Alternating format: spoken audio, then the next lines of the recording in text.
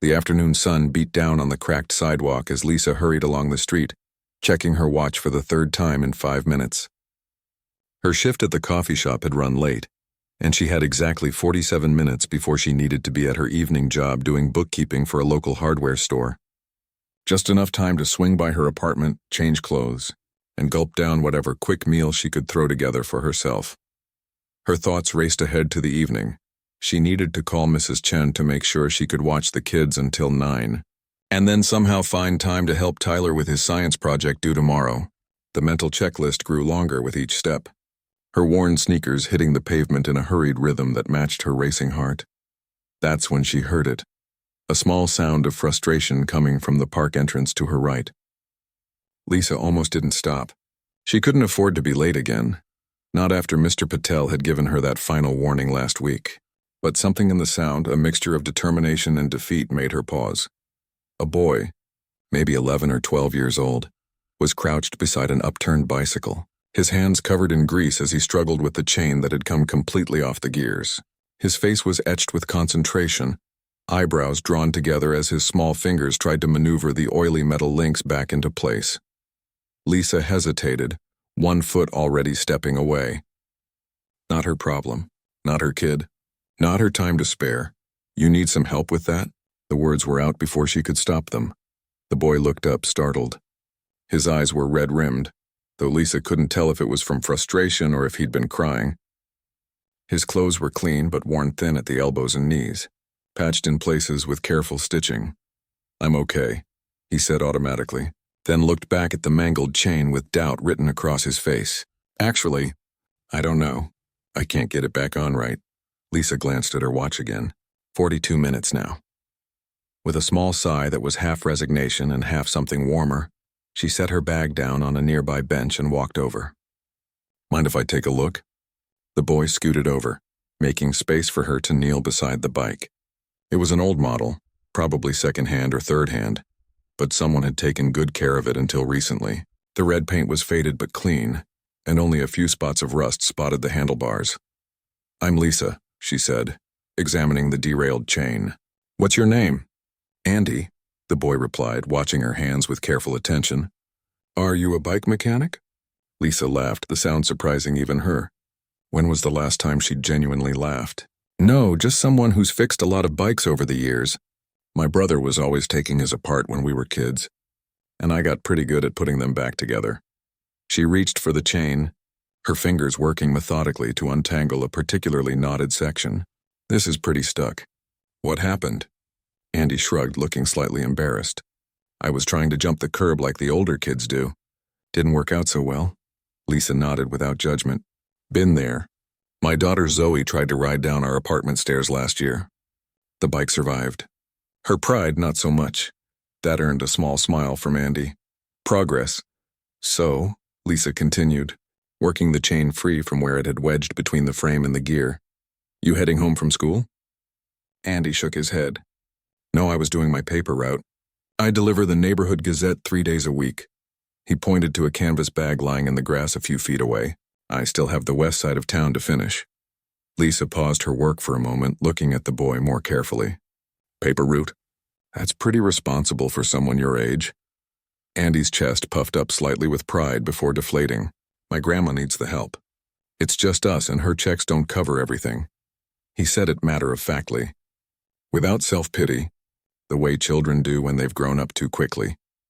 Lisa felt something twist in her chest, recognition maybe, the familiar weight of responsibility that shouldn't belong on such young shoulders. "I get that," she said softly. "It's just me and my 2 kids too. Sometimes it feels like we're all just helping each other stay afloat, right?" Andy nodded, his eyes suddenly brighter with understanding. "Exactly. Grandma says we're a team. Smart lady, your grandma." Lisa worked in silence for a moment, then motioned for Andy to move closer. "Come here, I want to show you how to fix this yourself for next time." He scooted over until their shoulders nearly touched, his attention completely focused on her hands. "See this part here?" Lisa pointed to the rear derailleur. "This is what keeps your chain tight and helps you change gears. When the chain falls off, the trick is to release the tension here first, then thread the chain back over these teeth like so." She demonstrated slowly, her grease-stained fingers guiding the chain back into place with practiced movements. Then you need to make sure it's properly seated on all the gears before you try to pedal again, she continued. Otherwise, it'll just slip right back off. Andy nodded seriously, absorbing every word. Can I try the next part? Absolutely. Lisa guided his hands, showing him how to position his fingers to avoid pinching. Careful, it's greasy. I don't mind, Andy said, his tongue sticking out slightly in concentration as he worked the chain onto the front gear. A small breeze picked up, cooling the sweat on Lisa's neck. She glanced at her watch again. 30 minutes until her next shift. The tight ball of anxiety in her stomach wound itself a little tighter, but somehow it felt less important now. So what happened to your dad? Andy asked suddenly with the direct curiosity only children can get away with. You said it's just you and your kids. Lisa's hand stilled for a moment. He got sick 3 years ago. Cancer. It happened pretty fast. Andy nodded with that same matter-of-fact acceptance. My mom left when I was little. Don't really remember her.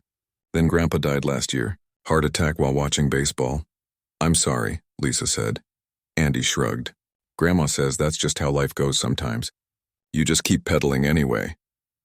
Your grandma sounds very wise, Lisa said, feeling a smile tug at her lips despite the subject. She is. She's also probably wondering where her newspapers are, Andy replied, returning his attention to the bike chain. Together, they finished threading the chain through the gears. Lisa showed Andy how to check that everything was aligned properly before trying to turn the pedals. Want to give it a test? She asked, wiping her hands on an old tissue from her bag. Andy carefully turned the bike right side up and gave the pedal an experimental push. The chain caught smoothly, turning the back wheel without a hitch. His face broke into a wide grin that transformed his serious expression into that of the child he still was. It works. You fixed it. We fixed it, Lisa corrected him. And now you know how to do it yourself next time. Thank you, Andy said, suddenly shy again.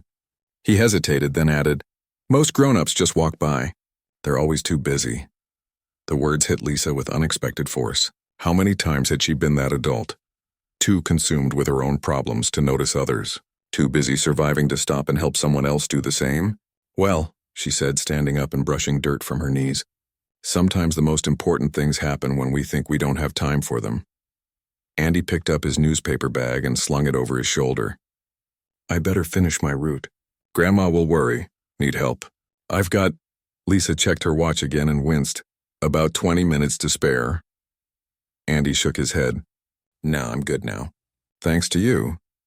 He mounted his bike, testing the pedals once more before putting his full weight on them. The chain held firm. Hey, what's your name again? He asked, pausing with one foot on the pedal. Lisa. Lisa Taylor. Thanks, Ms. Taylor. I won't forget how to fix it now. As she watched him pedal away, newspaper bag bouncing against his hip, Lisa felt something warm unfurl in her chest, a feeling she hadn't experienced in quite some time. It wasn't happiness exactly, but something adjacent to it. Satisfaction, maybe. The sense that despite everything pressing down on her, she'd done something purely good today. Lisa picked up her bag and started walking again, faster now. She'd have to skip changing clothes and probably dinner, too. Mr. Patel would give her that disapproving look if she was even a minute late. But somehow, she couldn't bring herself to regret the time spent with Andy and his broken bike. Some things were worth being late for. What Lisa didn't notice as she hurried away was the sleek black car parked across the street, or the man inside who had watched the entire interaction with growing interest. The man who had been about to step out for his meeting when the scene caught his attention, making him pause with his hand on the door handle. The man who was now watching Lisa's retreating figure with thoughtful eyes before finally exiting his vehicle, straightening his expensive tie, and walking toward the office building with a contemplative expression on his face. He pulled out his phone and made a quick note before entering the building. A reminder to himself about something he'd just witnessed, something small but somehow significant, something he couldn't quite explain why, but he wanted to remember. Robert Winters drummed his fingers on the leather steering wheel of his car, irritation building as the call dragged on. Through the windshield, the afternoon sun glinted off the glass-fronted office building, where he was already 15 minutes late for a meeting. And that's why we need to reconsider the entire marketing. Young strategy before the quarter ends, droned the voice through his car speakers. The numbers just aren't adding up to what we projected. I understand, Robert replied, his voice carrying the weight of authority that came with being CEO of Horizon Technologies for the past 11 years. We'll discuss it during tomorrow's board meeting. I need to go now. He ended the call before his marketing director could protest and leaned back in his seat, rubbing his temples. Another headache was forming, the third this week. His doctor had warned him about stress, but what did the man expect? Running a tech company with 500 employees and shareholders breathing down his neck wasn't exactly a relaxing occupation. Robert reached for the door handle, then paused as movement across the street caught his eye. A woman had stopped to talk to a boy with a broken bicycle. Something about the scene made him hesitate, his hand still on the door. The woman checked her watch, once, twice, clearly in a hurry. Yet she knelt down next to the boy anyway, her bag placed on a nearby bench. Robert couldn't hear their conversation, but he could see the woman's patient gestures as she began working on the bike chain. His phone buzzed with a text from his assistant. Meeting started. Board members asking for you. Robert typed a quick 5 minutes response, then, surprising himself, settled back to watch what was happening across the street. The woman's dark hair was pulled back in a simple ponytail, wisps escaping around her face. Her clothes were nothing special. Jeans, sneakers, a plain blue shirt. The kind of person he would normally walk past without noticing in a crowd. But there was something in the way she spoke to the boy, leaning in to show him exactly what she was doing, that held Robert's attention. He thought of his ex-wife, Vanessa, and her parting words 6 months ago. You've forgotten how to see people as anything but assets or obstacles. The accusation had stung, mostly because he suspected it might be true. Across the street, the woman was guiding the boy's hands, showing him how to fix the chain himself. Robert watched as the boy's face transformed from frustration to concentration to pride. A simple moment, really. The kind that happened 1,000 times a day across the city without anyone taking notice. So why couldn't he look away? Perhaps it was the stark contrast to the world he'd been living in. His morning had been filled with discussions about quarterly projections, market share, and competitive strategy. People smiling to his face while calculating what they could get from him. His ex-wife's voice echoed in his head again. When was the last time you did something kind with no benefit to yourself? The woman was checking her watch again, anxiety visible even from this distance. Yet she didn't rush the boy or take over completely. She was teaching, not just doing, giving something more valuable than a quick fix.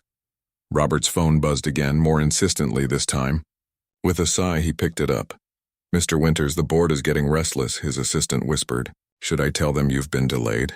No, I'm coming in now, Robert said, his eyes still on the scene across the street. The woman and boy had finished with the bike. The chain was fixed, and the boy was testing it, his face breaking into a wide grin that transformed his serious features.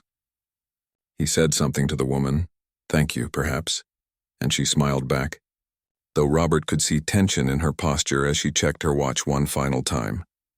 As the boy rode away with what looked like a bag of newspapers, the woman picked up her own bag and hurried down the street in the opposite direction, walking fast enough that Robert guessed she was late for something. He found himself wondering about her story. Where was she rushing to? Who depended on her? What made her stop for a stranger's child when time was clearly precious to her?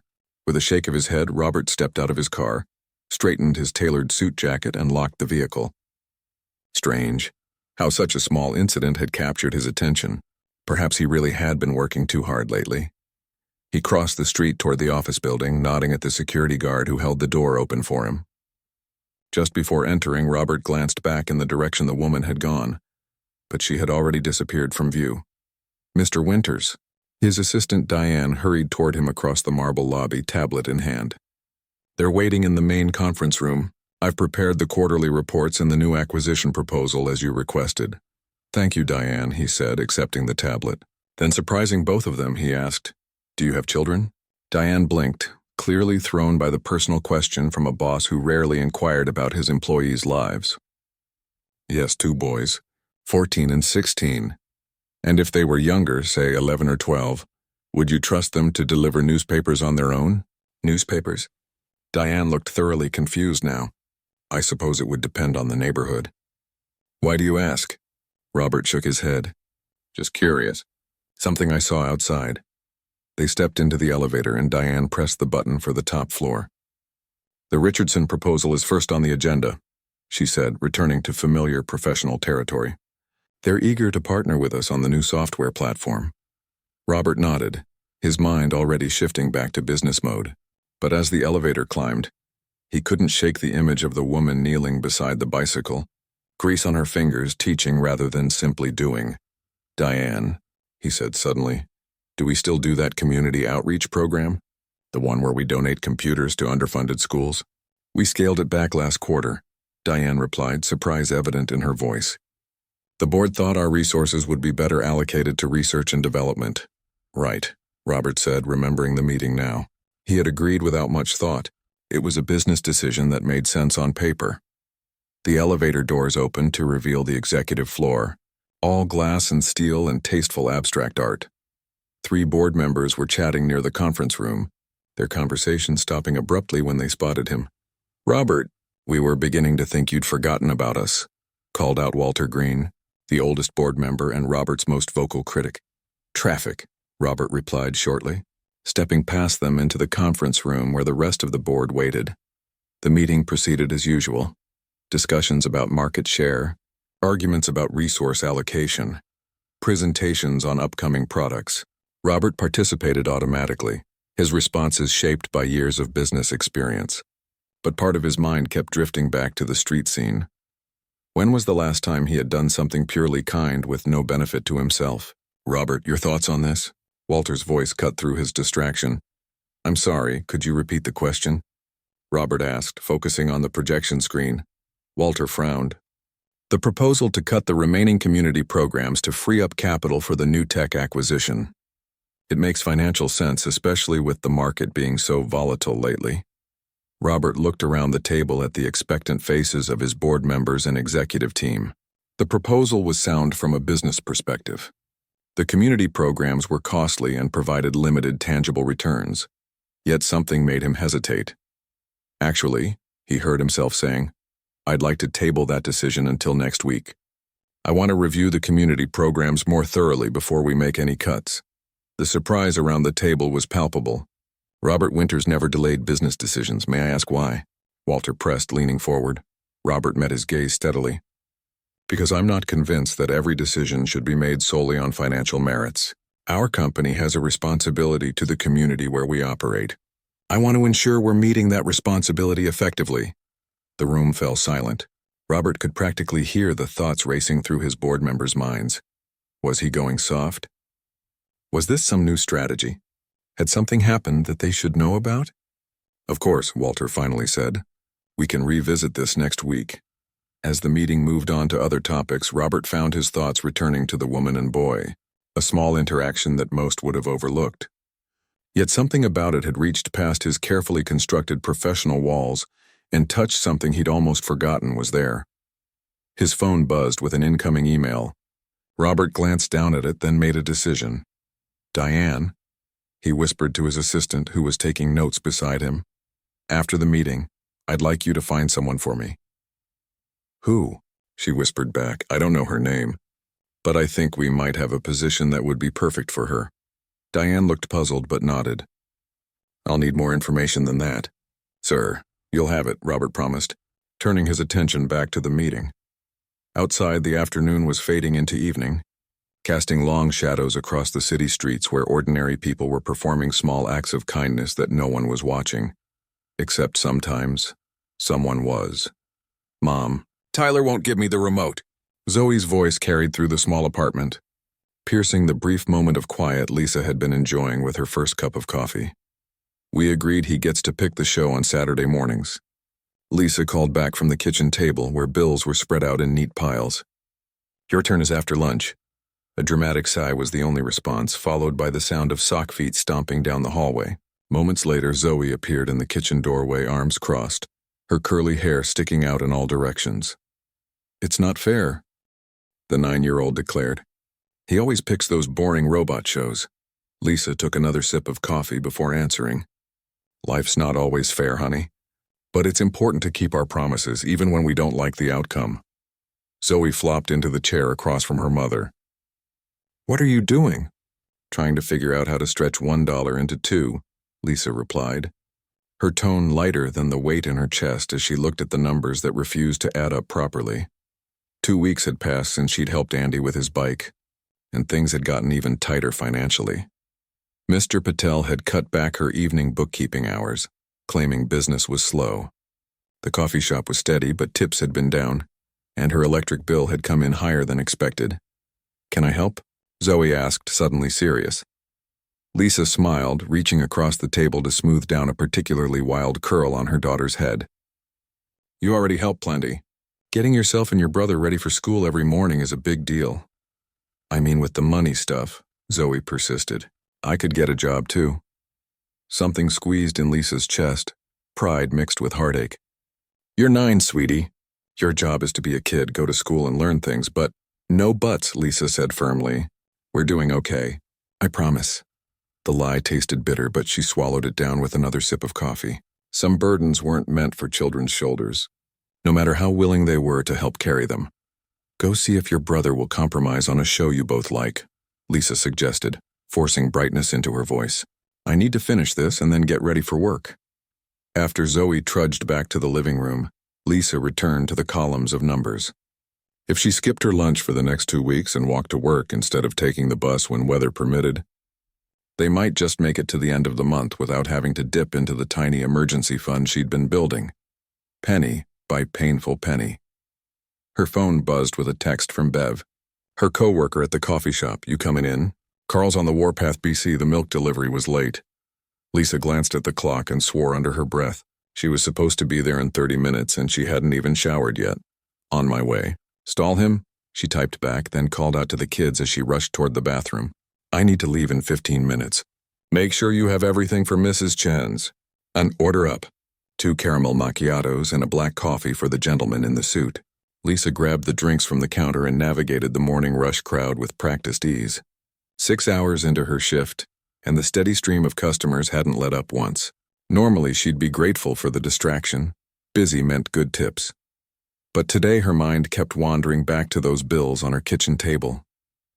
"Here you go," she said, setting the drinks down for a group of office workers. "Anything else I can get you?" A man in a business suit shook his head without looking up from his phone. The 2 women with him at least offered polite smiles as they reached for their drinks. Lisa turned back toward the counter when she heard a small, familiar voice. "Excuse me, Miss Taylor?" Andy stood near the pickup area, his worn backpack slung over one shoulder. He looked cleaner and more put together than when she'd met him with the bike, his hair neatly combed. "Andy, what are you doing here?" Lisa asked, genuinely pleased to see the boy.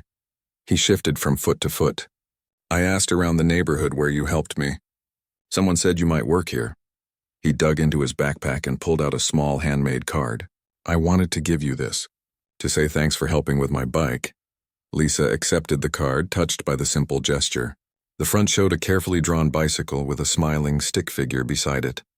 Inside, in careful printing, it read, "Thank you for teaching me to fix my bike. You're the nicest grown-up I ever met. Your friend, Andy." "This is wonderful," Lisa said, feeling a warmth spread through her chest that had nothing to do with the steam from the espresso machine. "Thank you.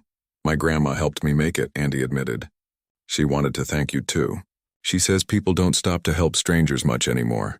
"Your grandma sounds like a wise woman," Lisa replied, tucking the card carefully into her apron pocket. "How's the bike running?" Andy's face lit up. "Great. And I remembered everything you showed me. The chain came loose again yesterday, but I fixed it all by myself." "Look at you becoming a regular mechanic," Lisa said with a smile. "Who's your little friend, Lisa?" Bev appeared beside her, coffee pot in hand, curiosity written across her round face. "This is Andy. I helped him fix his bike a couple weeks ago," Lisa explained. Bev laughed. "Of course you did. Can't pass a stray cat or a person in trouble without stopping, can you?" She turned to Andy. "Your bike working okay now?" Andy nodded solemnly. "She taught me how to fix it myself." "That's our Lisa," Bev said with affectionate exasperation. "Teaching people to fish instead of just giving them the fish." She nudged Lisa with her elbow. Even when she barely has time to breathe between her 2 jobs, Lisa felt her cheeks warm. It wasn't a big deal.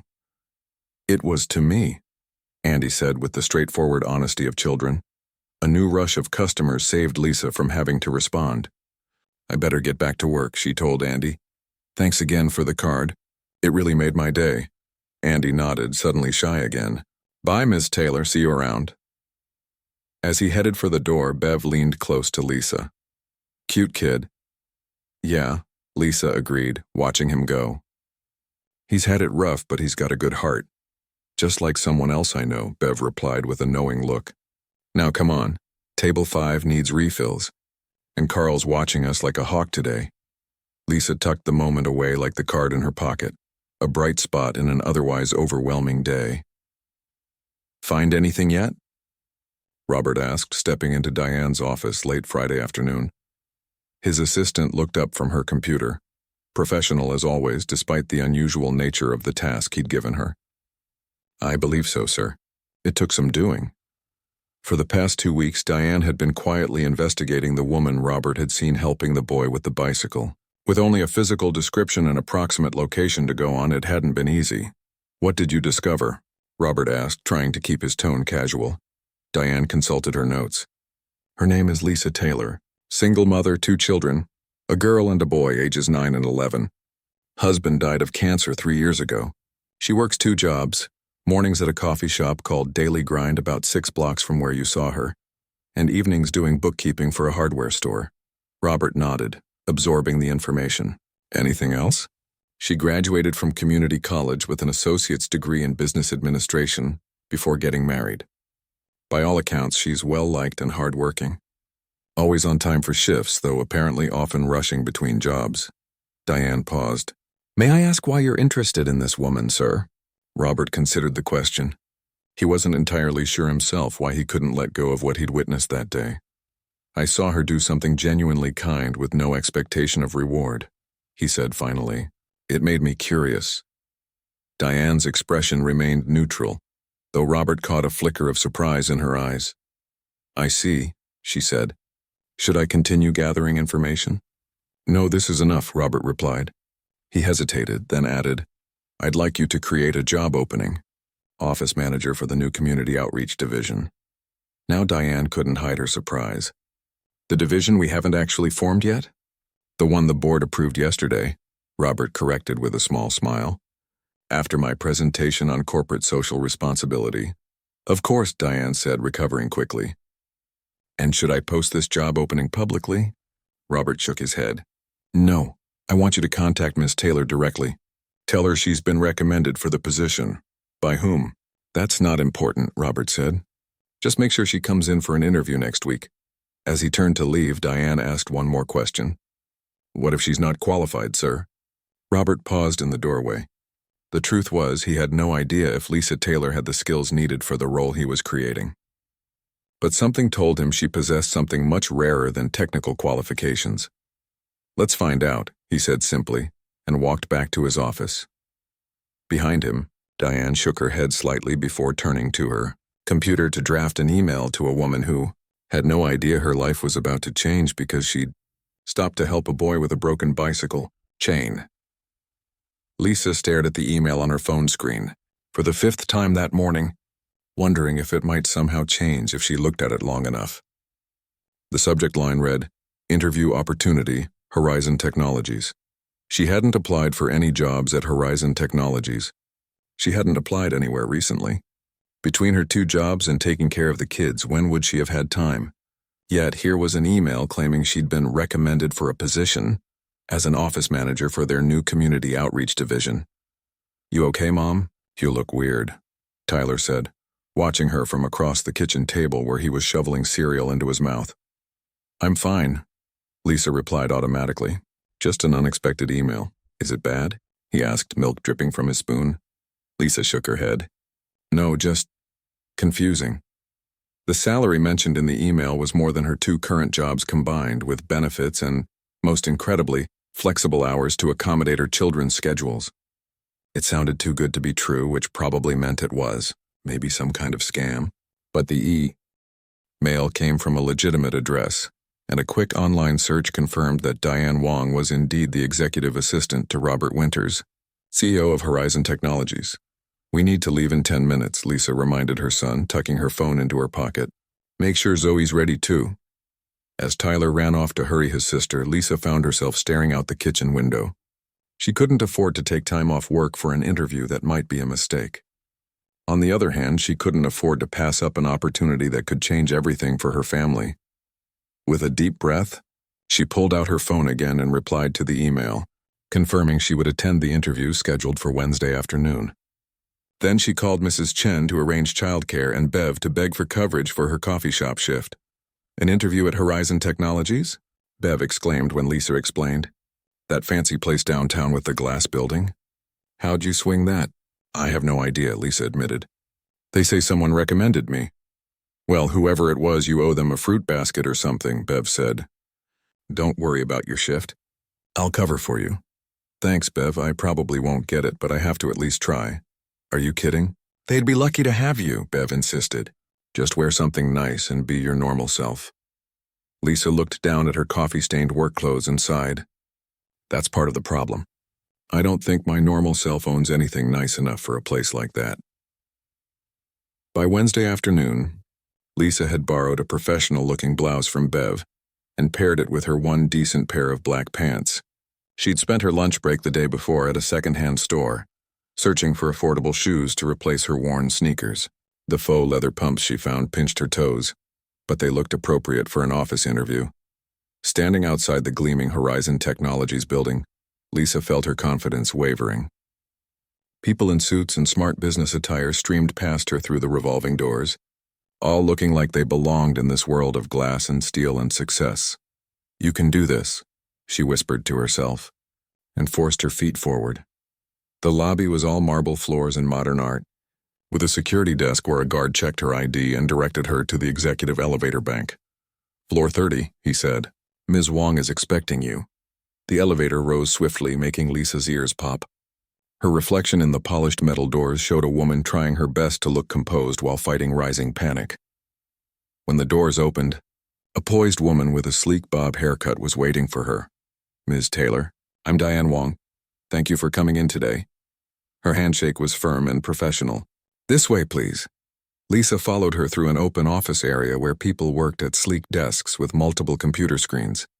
Everything looked expensive and efficient, worlds away from the cramped back office of the hardware store where she did bookkeeping. May I ask who recommended me for this position? Lisa ventured as they walked. Diane gave her an unreadable smile. Mr. Winters will explain everything. Here we are. Lisa had assumed she'd be interviewed by someone from Human Resources, not the CEO himself. Before she could process this information, Diane was opening a door into a corner office with floor-to-ceiling windows overlooking the city. A man stood with his back to them, looking out at the view. He turned as they entered, and Lisa was struck by how different he appeared from what she'd expected. Rather than an older, stern businessman, Robert Winters appeared to be in his mid-40s, with thoughtful eyes and slight shadows beneath them that spoke of long hours. Ms. Taylor, thank you for coming, he said, crossing the room to shake her hand. Please have a seat. Lisa perched on the edge of a leather chair that probably cost more than her monthly rent, her borrowed shoes already making her feet ache. I'll leave you to it, Diane said, closing the door behind her. For a moment, Robert simply studied Lisa with an intensity that made her want to check if she had coffee stains on her borrowed blouse. I imagine you're wondering why you're here, he finally said, taking a seat across from her. Yes, Lisa admitted. I didn't apply for any position at Horizon Technologies, Robert nodded. That's correct. I had my assistant reach out to you specifically. You came highly recommended. By who? Lisa asked, then winced at her bluntness. I mean, I appreciate the opportunity, but I'm confused about how you even know who I am. A faint smile touched Robert's lips. Let me tell you about the position first. We're creating a new division focused on community outreach and social responsibility. The role would involve coordinating programs between our company and local schools, community centers, and families in need. He outlined responsibilities, salary, benefits, and hours as Lisa listened with growing amazement. It sounded perfect, challenging but meaningful work with pay that would change her family's life completely. That sounds wonderful, she said when he finished, but I still don't understand why me. My experience is in food service and basic bookkeeping. I don't have a background in corporate outreach. Robert leaned forward slightly. Tell me about your educational background. I have an associate's degree in business administration from the community college, Lisa said. I was working toward a bachelor's when my husband got sick, but I never finished. And your current jobs? I work mornings at the Daily Grind coffee shop and evenings doing bookkeeping at Patterson's Hardware, Lisa replied, wondering where this was going. Robert nodded. How do you manage that schedule with 2 children? Lisa blinked, startled. How do you know I have 2 children? Please just answer the question. It's challenging, she admitted. I have a neighbor who watches them after school. I try to be there in the mornings to get them ready, and I have a few hours with them between jobs. Weekends are sacred family time. Why 2 jobs? Why not one full-time position somewhere? The question stung, as if he were implying laziness or poor planning on her part. After my husband died, I took what I could get. The flexibility of 2 part-time jobs lets me be there for my kids at key times, even if the total hours are longer. Robert seemed to consider this. So you prioritize being present for your family over convenience or even income? Of course, Lisa said, a hint of defensiveness creeping into her voice. They've already lost their father. I won't let them lose time with their mother, too, if I can help it. Something shifted in Robert's expression. Approval? Perhaps. One more question, Ms. Taylor. 2 weeks ago, you helped a boy fix his bicycle chain. Why did you stop to help him when you were clearly in a hurry? Lisa froze, her mind racing. How could he possibly know about that? Were you watching me? She asked, suddenly uneasy. I happened to see it, Robert admitted. I was parked across the street. But you haven't answered my question. Lisa thought about that afternoon, about Andy's frustrated face and her own mental calculations of time.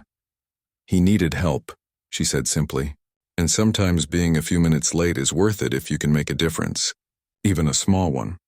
Robert nodded slowly as if she'd confirmed something important. That's why you're here, Ms. Taylor. Not because of your resume, but because of who you are.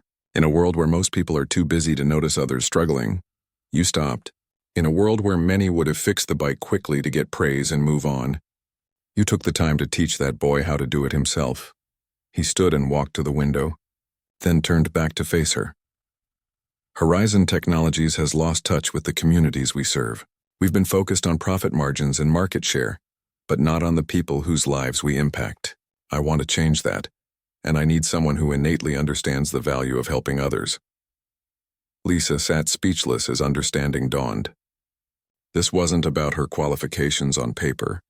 It was about what this man had witnessed in a brief moment on a random afternoon. The job is yours if you want it, Robert said. Double your current combined salary, benefits, flexible hours to accommodate your children's schedules, and the chance to build something meaningful from the ground up. Lisa's mind raced. It seemed impossible, too good to be true. Why me? She asked again softly. There must be people with more experience, better qualifications. Experience can be gained. Skills can be taught, Robert replied. But genuine compassion and integrity? Those are rare qualities that can't be trained. So I'll ask you once more. Would you like the job, Ms. Taylor? Lisa thought of her kitchen table covered with bills, of Zoe offering to get a job at 9 years old, of the emergency fund that never seemed to grow. She thought of what this opportunity could mean for her family. Yes, she said, her voice steadier than she felt. Yes, I would, Robert extended his hand. Welcome to Horizon Technologies, Lisa. You start Monday. As they shook hands, Lisa couldn't help but ask one more question. What happened to the boy with the bike? Do you know? A smile touched Robert's lips. I think you'll be seeing him again. His neighborhood is one of the first areas our new community programs will serve. 6 months later, Lisa stood at the edge of Jefferson Park, clipboard in hand, watching as Horizon Technologies employees in blue t-shirts helped neighborhood kids build birdhouses. The spring air carried laughter and the smell of fresh-cut grass, punctuated by the rhythmic sounds of hammering. Ms. Taylor, Andy waved from a picnic table where he and his grandmother were painting a finished birdhouse bright yellow. Come see what we made. Lisa smiled and alked over, noting with satisfaction how much healthier Andy looked now. His clothes were still modest but no longer worn thin, and the shadows that had lingered under his eyes had disappeared. "That's beautiful," she said, admiring their handiwork. "You've got real talent, Andy." "It was Grandma's idea to add these flower designs," he said proudly, pointing to the small painted daisies along the roof edge. Andy's grandmother smiled up at Lisa. "This program has meant so much to us. Ms. Taylor, Andy talks about the coding classes non-stop, and the food assistance program has been a blessing." Lisa squeezed the older woman's shoulder gently. "I'm glad we could help. That's exactly what these community days are about." In the 6 months since she'd started at Horizon Technologies, Lisa had transformed the newly created Community Outreach Division from a concept into a thriving reality. What had begun as simple donation programs had evolved into regular community days, educational workshops, food assistance initiatives, and mentorship opportunities. The neighborhood where Andy and his grandmother lived had been their pilot location, with plans to expand across the city in the coming year. Lisa's phone buzzed with a text message. She glanced down to see it was from Robert. "Almost there. Board meeting ran late. How's everything going?" She typed back quickly. "Great turnout. 37 kids so far. The birdhouse station is a hit." Lisa tucked her phone away and continued her circuit of the park, checking in with volunteers and participants. She still sometimes couldn't believe how much her life had changed in half a year. No more rushing between 2 jobs that barely paid the bills. No more choosing between paying for Zoe's field trip or buying new shoes for Tyler. No more lying awake at night wondering how long they could keep going before something broke beyond repair. The job had been challenging at first. Lisa had spent late nights researching community outreach programs and early mornings drafting proposals. But Robert had been patient, guiding without micromanaging, trusting her instincts even when she doubted herself, and the results spoke for themselves. Employee volunteer participation had tripled in 4 months. Local schools reported improved attendance and engagement in neighborhoods where they'd implemented support programs. Even the board, initially skeptical about the financial benefits of community investment, had begun to change their tune as positive press coverage increased and employee satisfaction scores rose. "Lisa." She turned to see Zoe running toward her from the face painting station, her cheeks decorated with glittery butterflies. "Mom, can I help at the craft table? They need more volunteers, and I already asked Ms. Diane, and she said it was okay if you said yes." Lisa smiled at her daughter's enthusiasm. Another unexpected benefit of her new job. Her children were now actively involved in community service, learning firsthand about helping others. "Sure, but remember to listen to the adults in charge, okay?" Zoe gave a quick hug before dashing off toward the craft table. Lisa watched her go, heart full. Both her children had blossomed these past months. Tyler had joined a science club he never could have afforded before, and Zoe's teacher had commented on her growing confidence. The stable hours meant Lisa could be home for dinner almost every night, help with homework, and actually have energy left to truly be present with them. "She's got your spirit," a voice said beside her. Lisa turned to find Robert approaching, dressed more casually than at the office in jeans and a Horizon Technologies polo shirt. "Sorry I'm late," he said. Walter was particularly long-winded about the quarterly projections. "Did you convince them about expanding to the east side neighborhoods?" Lisa asked. Robert nodded, unanimously approved. "Your presentation last week sealed the deal." Pride warmed Lisa's chest. She'd spent weeks gathering data and testimonials, building a case for extending their programs to some of the city's most underserved areas. "Come on," she said. "You should see what your employees have created. The bike repair station is particularly popular." As they walked through the park, Lisa noted how differently Robert carried himself now compared to when they'd first met. The permanent crease between his eyebrows had softened. He smiled more readily, and he'd developed a habit of actually stopping to talk with people, employees, community members' kids, instead of rushing from one task to the next. At the bike repair station, a group of teenagers were learning basic maintenance from Horizon's IT team members. Bikes in various states of repair were propped on makeshift stands. "This was your idea, wasn't it?" Robert asked, watching as a young girl successfully inflated a tire for the first time, her face lighting up with accomplishment. Lisa nodded. "Teach a kid to fix a bike and they'll never be stranded. Plus, it builds confidence. Like someone did for Andy," Robert observed quietly. "Exactly. They continued their circuit of the park, stopping occasionally to chat with volunteers and participants. Several children ran up to Lisa, already knowing her from previous events. She greeted each by name, asking specific questions about school projects or younger siblings that showed she remembered details from past conversations. "You're good at this," Robert commented as they walked away from a group of mothers who had been thanking Lisa for the new after-school program. "At what?" "Connecting with people. Making them feel seen." Lisa shrugged slightly. "It's not that hard.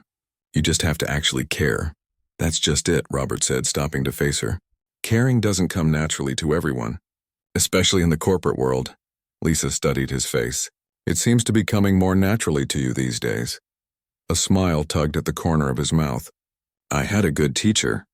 They reached a quieter area of the park where a bench overlooked the busy activity areas. By unspoken agreement, they sat down. "I've been meaning to tell you," Robert said after a moment. "The executive committee has approved the creation of a permanent community impact department. It will oversee all our social responsibility initiatives with a substantial annual budget." "That's wonderful," Lisa replied. "Who will head it up?" "I was hoping you would," Robert said. "As Director of Community Impact." Lisa blinked in surprise. "Me? But I've only been with the company 6 months. And in that time, you've created programs that have helped hundreds of families, improved our corporate image, boosted employee morale, and even, as Walter reluctantly admitted yesterday, enhanced our bottom line through positive press and community goodwill." He turned slightly to face her. "The position comes with a significant raise, of course, and even more decision-making authority." Lisa looked out over the park, at the children laughing and adults connecting, at her own kids engaged and happy. 6 months ago, she'd been kneeling on a sidewalk helping a boy with a broken bike chain, worried about being late for a job that barely paid her bills. Now she was being offered a director position at one of the city's most prestigious companies. "I don't know what to say," she admitted. "Say yes," Robert replied simply. "The company needs you." He hesitated, then continued more quietly. "I've learned more from watching you these past months than from any business course or book.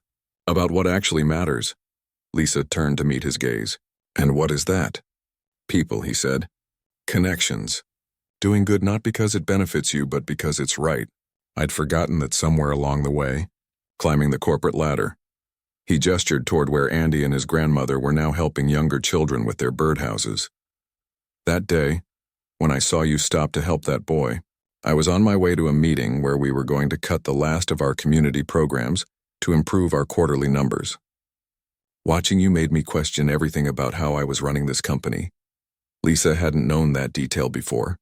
"So I got this job because of a random act of kindness?" "There's nothing random about kindness," Robert said. "It's a choice, one you make consistently from what I've seen. And it changes things. It changed me."